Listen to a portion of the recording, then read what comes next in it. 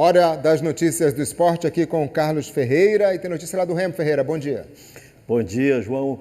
Bom dia novamente para todo mundo. E é o seguinte, o Remo está nesse processo de contratações, que é notícia todos os dias para nós aqui, e nomes ainda não anunciados. O Remo só vai anunciar contratações ao final da Série B, porque os jogadores estão vindo da Série B, da própria Série C, que já terminou. O Remo espera formalização, assinatura de contrato, mas nomes vão surgindo, João. Exemplo, 2 jogadores do Volta Redonda estão no noticiário do Remo, o goleiro Jean Drosny e o meio-atacante MV. Esses atletas, o MV, por exemplo, acabou de assinar contrato com o Volta Redonda, mas viria por empréstimo para o Remo, porque os jogadores estão pressionando para vir pela proposta do Remo bem mais vantajosa. E aí são diversos nomes, um deles virá a ser a cereja do bolo. O Remo vai fazer um investimento mais arrojado para ter um jogador que tenha um apelo de mercado. E esse jogador usaria a camisa 33, que já foi um sucesso comercial no Remo. Vou mostrar para vocês aqui na tela o que houve em 2014.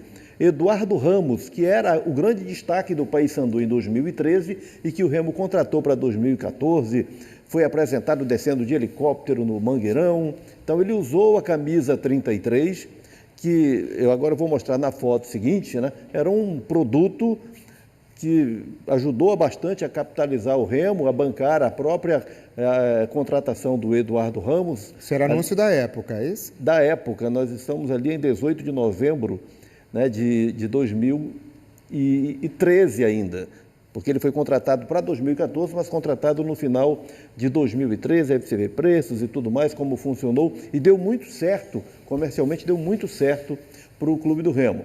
Aí o Eduardo, como ele era um jogador que raramente ficava em forma por muito tempo, né? Ele não era exatamente um atleta, não se cuidava tanto, não teve boas atuações no começo, tiraram a camisa 33 do Eduardo Ramos. A alegação, a camisa 33 está pesando, é por isso que ele não está conseguindo jogar, é responsabilidade demais. Aí o Eduardo passou a usar a camisa 10, que coincidiu também com o período em que ele se cuidou mais, melhorou a condição física e aí o talento dele fluiu e ele acabou virando um ídolo da torcida. E ficou o mito do peso da 33. Ele virou um jogador importante, entrou na história do Remo usando a camisa 10. Mas houve o retorno que o Remo esperou, né, com o apelo da contratação dele na camisa 33, que foi um sucesso de vendas. Pois eu queria só entender, esse 33, qual é a origem dele? 33, boa pergunta, João. É alusivo ao tabu que o Remo construiu sobre o Paysandu nos anos 90, 33 jogos sem perder para o Paysandu. Então virou uma marca aplicada a esse produto da camisa que o Eduardo Ramos usou e que pode ser reativada agora na contratação que seria a cereja do bolo, que seria o diferente, o acima da média nos investimentos. E eu sei que você deve ter suspeitas desses nomes, né? Você não deve dizer. Suspeitas a gente tem, mas das contratações em geral, do 33 ainda não. É uma contratação também mais difícil, né? É uma operação comercial mais complexa, mas o Remo está trabalhando nisso, para ter esse jogador acima da média. E os jogadores da média, alguns têm sido badalados, né? A gente falou ontem aqui sobre Bruno Melo, Dodô, Marcelinho.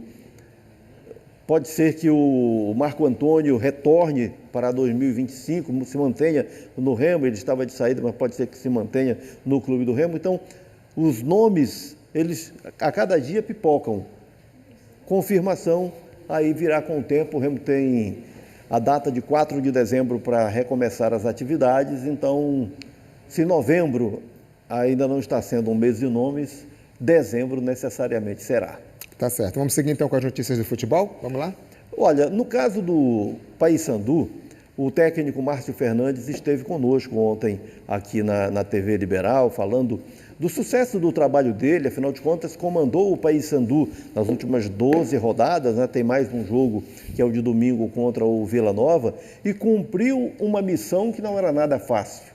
Afinal de contas, o Márcio Fernandes, quando chegou, encontrou o Paysandu na 15ª posição, ali na zona de risco, tinha 27 pontos, e sob comando dele, o Paysandu disputou 36 pontos, teve 4 derrotas, mas teve 6 vitórias e teve 2 empates, faturou 20 pontos. Esse aproveitamento de 55% tem sido assunto nas falas do Márcio Fernandes como forma de refletir a valorização ou o reconhecimento ao trabalho que ele fez, que deu muito certo no Papão da Curuzu. Bom, o Márcio Fernandes foi ouvido ontem pelo ge.globo/PA, e você vai ter essa entrevista. Ele deu entrevista ontem no Globo Esporte, aqui na TV Liberal, e também deu entrevista para o GE, então você confere lá o que diz o Márcio Fernandes sobre o trabalho que ele fez e também sobre 2025. Afinal de contas, não se sabe até agora se o Márcio Fernandes vai ser mantido ou não no Paysandu para 2025. O Paysandu não se posicionou quanto a isso. O Márcio Fernandes também vive essa expectativa e trata de focar na missão do próximo domingo, que é o fechamento de temporada. O Paysandu está mobilizando a torcida para lotar o Mangueirão, embora o jogo seja protocolar, apenas cumprimento de tabela. E a partir da segunda-feira, sim, o Paysandu vai passar a se pronunciar sobre quem fica, quem não fica para 2025. Eu posso antecipar aqui o seguinte: o goleiro Diogo Silva, o lateral Edilson, os zagueiros Quintana e Lucas Maia renovaram o contrato para ter uma continuidade. Nicolas já tem contrato a cumprir com o Paysandu, mesmo caso do Borazzi. O argentino Borazzi tem contrato até o meio do ano que vem, é outro jogador que tem a permanência assegurada. Os outros casos todos estão para serem decididos. Quem não fica?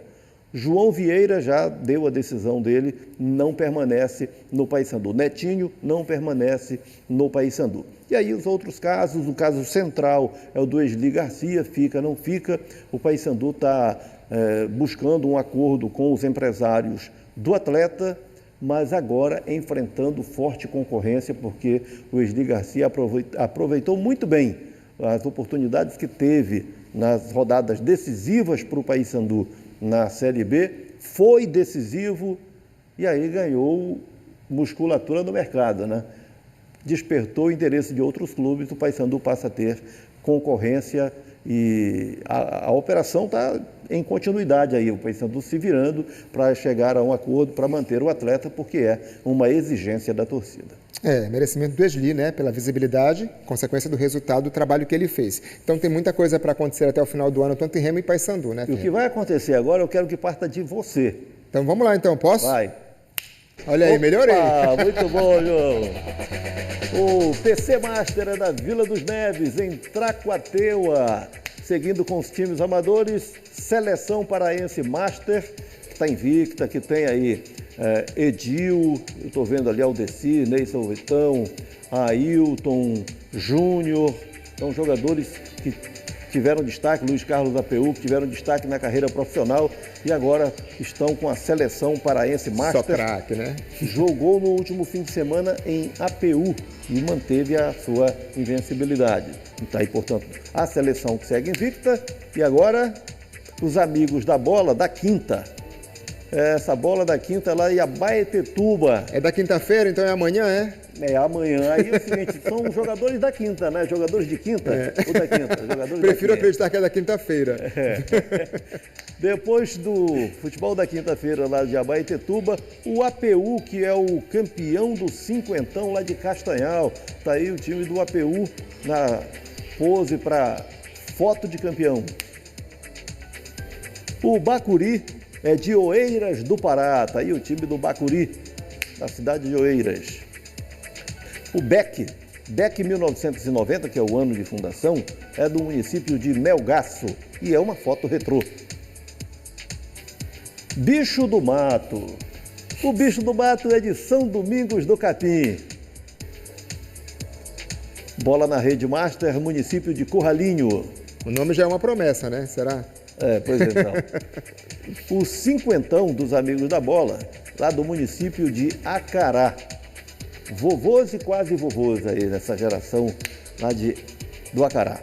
Futegap do Caçazum, aqui de Belém, foi só o primeiro tempo dos amadores. Tá certo, então. E olha, agora... O meu esporte. Assunto é basquete, né? Eu sou fera no basquete. Ninguém ganha de mim na bola alta. Lá no garrafão, né? Pois é, né, Ferreira? Então vamos lá, diz aí. Bom, a seleção brasileira, que joga em Belém, disputando as eliminatórias para a Copa América de basquete, vai enfrentar o Uruguai amanhã nessas eliminatórias e com novidades que esperam pelo público no ginásio Mangueirinho, no evento de amanhã aqui em Belém. Como diria Belchior no clássico Como Nossos Pais, o novo sempre vem. Em Belém, várias caras novas estarão em quadra para as próximas partidas pelas eliminatórias da Copa América de Basquete.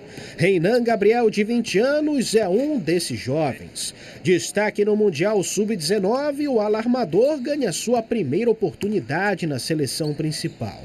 Convocado para o lugar de Didi Lousada, cortado por conta de uma lesão, viu a grande chance de realizar um sonho e jogar cair no seu colo.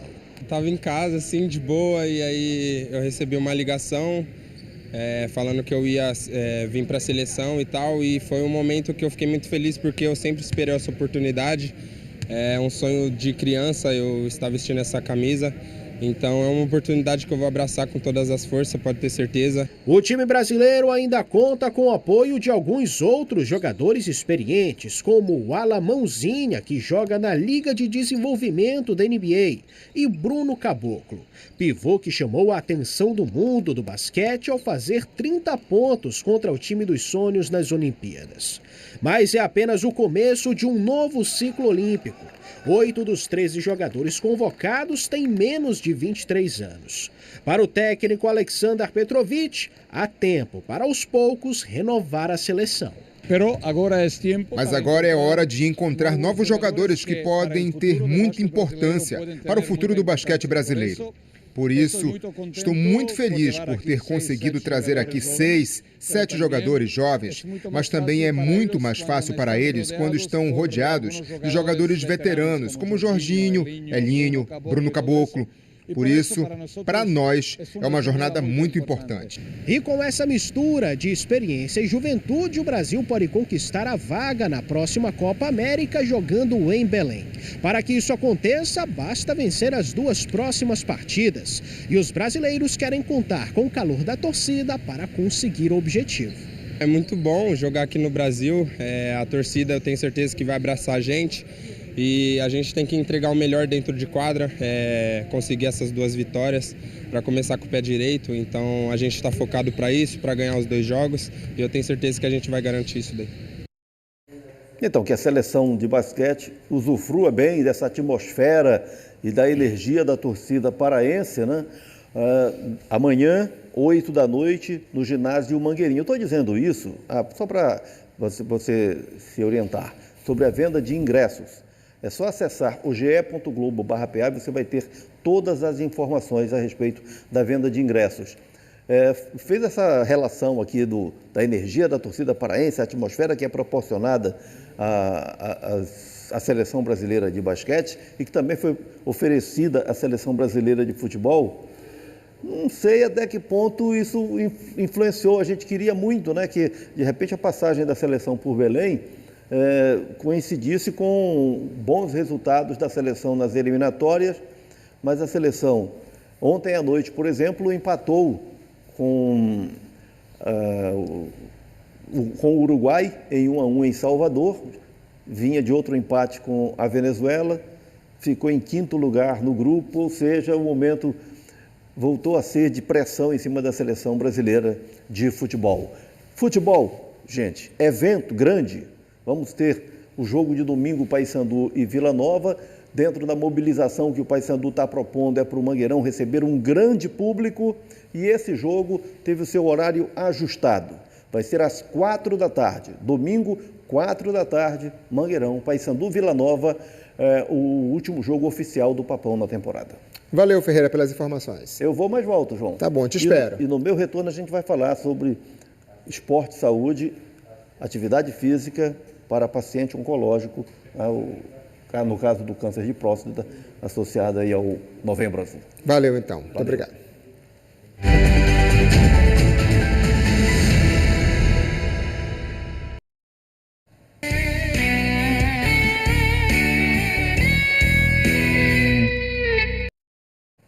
Hora do segundo tempo do esporte aqui com o Carlos Ferreira, que já traz para a gente mais informações aí sobre o que agora, Ferreira?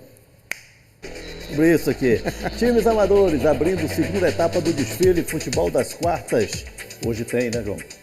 Em Marituba. Quem vem agora? Metralha Futebol e Resenha também em Marituba. Milionários. Olha só, né? O pessoal tá bem na foto, né? Estou bem na foto, literalmente. Milionários Aveiro. Palmeirinha, Oeiras do Pará. Panelinha. O Panelinha Futebol Clube é do bairro da Pedreira, aqui da capital. O Paysandu é penta no Repado Panorama 21, Belém. Tá aí o Papão na pose da foto do time vitorioso. Super campeões, time sub-12 Bragança. Esse time, quando entra nas competições, já entra vitorioso. Super campeões é o nome do time. Pois é, essas fotos são importantes, né, Ferreira? Aguardar que daqui a pouquinho a gente pode ver esses rostos por aí fazendo sucesso, né, quem sabe? Seguramente, né, João? E agora? Só Jesus na causa. Deve ser bom o time, né? Da quadrangular, olha aí, só Jesus na causa, acreditando no milagre. Pois é, eu quero entender aqui o seguinte: só Jesus na causa para salvar esse próprio time ou para salvar o adversário? Olha, não sei, né? Eu conheço um desses jogadores ali de vermelho, de cabeça branca, Pastor Delcio, meu amigo, e é um bom jogador, né? Cai muito, mas é um bom jogador. E você é amigo dele? Eu sou, conheço. Tá aprovado. E agora? Agora o time do Sessentão de Barcarena. Os vovôs barcarenenses aí. Veteranos de Tupanema, também do município de Barcarena. Fechamos o desfile dos amadores. E o que é que a gente tem mais? Vamos lá. Seguimos com o futebol, mas agora com categorias de base. Ontem nós mostramos o time sub-20 da Tuna numa goleada sobre o Pinheirense por 4-0. Agora é o time sub-17 da Tuna, que se mantém invicto na competição dessa categoria, e ontem a vítima da Tuna foi o Vila Rica. Quem é amante do futebol paraense sabe bem quem é esse aí. Sérgio Ventania, presidente do Vila Rica, que estava ali na beira do gramado, aos berros, comandando o time sub-17. Esse jeitão aí é de alguém que só quer o bem para essa garotada. Não ganho nada com isso. Eu sou professor, para quem não sabe, né? Mas é bacana, cara. E eu tenho certeza que Deus tem muita coisa boa para mim ainda. Eu não terminei meu legado na terra e eu faço isso de coração, de corpo e alma, porque eu sei que esses jovens aí não vão virar bandido, não vão colocar uma arma na cabeça de ninguém. Se eles não virar jogador, vão ser cidadãos. Mas tem um detalhe, aqui é o maior celeiro de craque que aparecer aqui no Vila Rica. O Cachorro Doido, como é conhecido Vila Rica, encarou a Tuna Luso pela 4ª rodada do Campeonato Paraense Sub-17. O primeiro tempo foi de poucas ações em campo, sem grandes chances para as duas equipes. Na melhor oportunidade, Adailton abriu o placar para a Tuna, para desespero de Ventania. No segundo tempo, Camavinga teve a chance de fazer o segundo. Ele tirou o goleiro da jogada e chutou, mas o zagueiro tirou em cima da linha. Quem marcou mesmo foi Militão. Depois desse lindo lançamento de Vinícius, 2-0 para a Lusa. Diego Santos fez o terceiro nesse chutaço. O quarto foi do Pedrinho e Leonan fechou o placar para a Tuna, 5-0. Atual vice-campeã da Copa Pará Sub-17, a Tuna segue mostrando força nas categorias de base. A goleada sobre o Vila Rica mantém a invencibilidade do time no estadual, além de assumir a liderança do Grupo B. Momentaneamente a gente dorme na liderança, né? Fizemos um jogo hoje que não foi tão 100% que a gente vem jogando no campeonato, certo? Mas aí o nosso trabalho está sendo bem feito, né? Vamos melhorar agora cada vez mas a fase vai se afunilando, a gente vai ter que apertar mais os garotos e nivelar nossa intensidade, né, para que a gente possa futuramente chegar lá na reta final do campeonato e, Deus quiser, alcançar o tão sonhado Copa do Brasil. Pelo lado do Vila Rica, fica a lição que Sérgio Ventania busca deixar para essa garotada. Um trabalho feito há mais de 40 anos. Eu faço isso de coração, não visando nada. Espero que Deus um dia abençoe para a gente ter um lugar que nesse daqui, para tirar muitos jovens da rua, da criminalidade, né, e continuar trabalhando, porque é muito legal, eu adoro futebol. Eu amo futebol em todas as vertentes, tudo, não é só a bola não, é em tudo, eu aprecio tudo. A minha vida é o futebol. Parabéns, Atuna, pela vitória, parabéns muito mais ao Sérgio Ventania, sobretudo pela frase que ele emplacou aí. Aqui, meus jogadores, daqui ninguém vai virar bandido.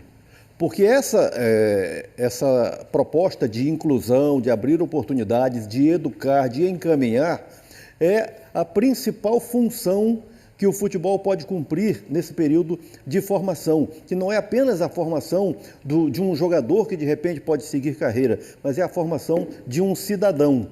E quantos trabalhos são feitos aí em clubes oficiais como é o Vila Rica ou em projetos desenvolvidos no interior, seja com apoio público ou não, né, ou da sociedade civil ou não.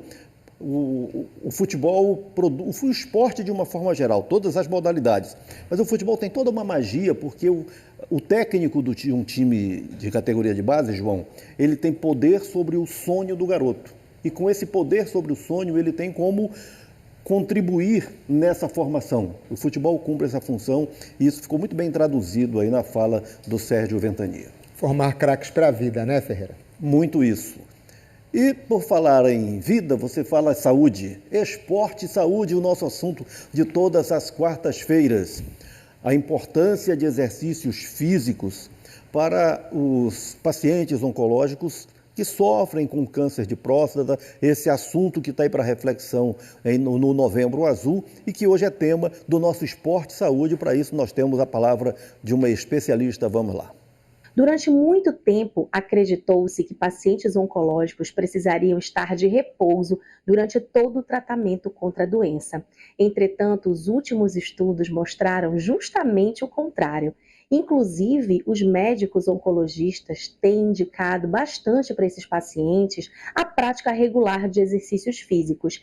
Entretanto, a gente tem que ter alguns cuidados, né? O paciente oncológico que tenha câncer de próstata precisa ter cuidado com alguns movimentos, como, por exemplo, esteira ergométrica. Ele não pode ficar tanto tempo exposto por causa da ação da gravidade naquela posição em pé, realizando essa caminhada sistemática em cima da esteira. Então, preferencialmente, a gente precisa colocar esse paciente numa bike, numa bicicleta ergométrica, porque vai deixá-la numa posição mais confortável e vai evitar que ele tenha alguma dor na região afetada pela doença ou inchaços. Inclusive, o profissional de educação física precisa estar atento a esses sinais, porque esse paciente pode apresentar dores, desconfortos ou inchaço na região. Por isso que esse profissional também precisa estudar bastante para compreender as nuances e as limitações de cada paciente. A recomendação que eu deixo aqui para vocês é, se você aí tem câncer de próstata ou conhece alguém que tenha, eu recomendo que procure um profissional de educação física que seja habilitado e que entenda do assunto, pois cada paciente requer uma conduta terapêutica diferente. Aí está uma orientação fundamental. E agora, para você entender melhor que atividades podem ser desenvolvidas pelo paciente que esteja com câncer de próstata: musculação, caminhada, corrida, pilates, yoga, alongamento, relaxamento, artes marciais, entre outros exercícios. E aí o importante é ter a orientação de um profissional. Sobretudo compreender, como disse aí a doutora, aquela ideia de que está doente, vai ficar inativo, tem que ser quebrada. A atividade contribui na prevenção e também no tratamento. Passar bem por essa fase, recuperar a saúde, né? Todo mundo torce aí com total qualidade de vida. Muito obrigado, Ferreira, pela sua participação. Valeu. Bom Dia para Deus fica por aqui. Um bom dia para você.